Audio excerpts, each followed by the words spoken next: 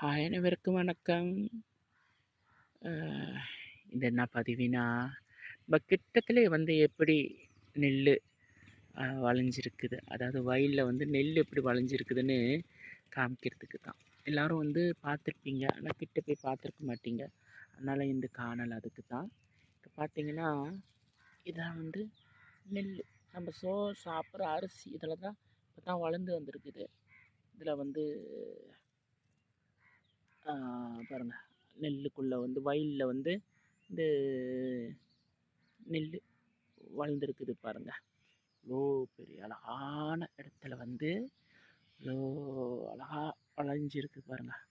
ரொம்ப அழகா இருக்கு, பார்க்கவே ரொம்ப மனசுக்கு இதமாக இருக்குது. கிட்டத்தில் நான் அப்படியே உங்கள்கிட்ட காமிக்கிறேன். இதாங்க நெல், இந்த அரிசி, இதுதான் வந்து நம்ம சாப்பிட்ற சோறு. சரிங்களா?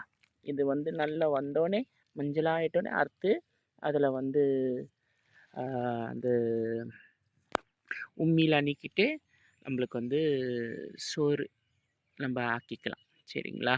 இதுதான் அழகான இடம் பாருங்க. பச்சை பசுமேன்னு இருக்குது, பார்க்க ரொம்ப மனசுக்கு இதமாக இருக்குது. சரிங்களா?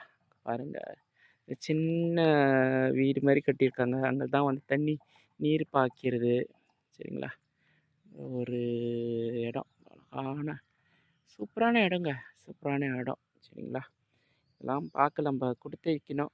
வர காலத்தில் இந்த மாதிரிலாம் கொடுப்பனை இருக்குமா இல்லையான்னு தெரியல.